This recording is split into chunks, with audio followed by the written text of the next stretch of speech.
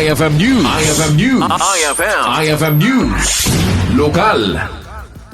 Peksan ni First Lieutenant Gregorio Ajos Jr. iti Alpha Company Commander iti 56 Infantry Battalion iti panagyaman na iti lokal na gobyerno iti Marcos sa iti panang pasangbayda iti tropa iti lugar. Sagon kan Ajos na akomodar ti tropa kat na ipaayan na gito iti pagturuka anaweno temporaryo apag naedana kinanana nga nasayaat nga addada iti ilig apo tamamonitor dapay dagiti kabangibang nga ilika sa iti banna Nueva Era kanding rasa. So far, ang nabigay agad na tulong sa amin, sa Alpha Company, especially sa 56IB, itong accommodation sa mga trupa.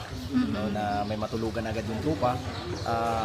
Kasi wala pa kaming area, kasi kaka-assume lang ng 56IB dito sa Ilocos Norte, particularly dito sa part ng Municipality of Marcos, Bana, Dingras at saka sa Nueva Ecija. Kasi po ma'am, dito sa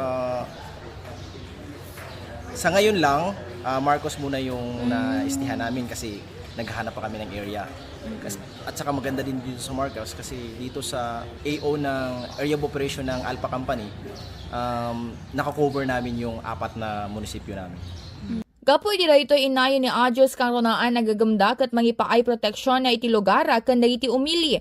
Rason na saan kasapulan nga agbuteng dagiti tattao kadakwada. Inay na nagkalatulong ti tropa para iti napaspaspas sa panagresponde no adda iti tidigrawen na anyaman na klase ti emerhensiya. Nandito yung Alpha Company, 56IB na magbigay ng tulong, no, particularly sa disaster.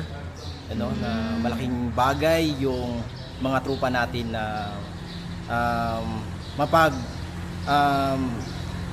lalo pang mapalakas yung interagency ng agency natin. And then huwag kayong matakot sa amin, nandito kami para sa PES, no, sa lugar ninyo. And then malaking bagay na andito yung mga trupa. Tinadakamat at tropa akat buklan iti sangagasot ang miyembro iti 56 Infantry Battalion na iti Philippine Army. Para iti IFM News, Idol Bernadette Toledo, Tatak, IFM. IFM News. IFM News. IFM News. Lokal.